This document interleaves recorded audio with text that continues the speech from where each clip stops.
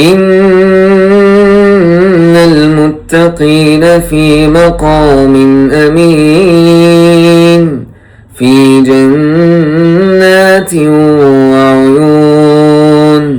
يلبسون من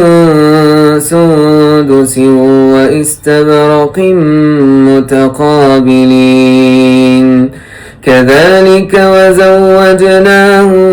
بحور عين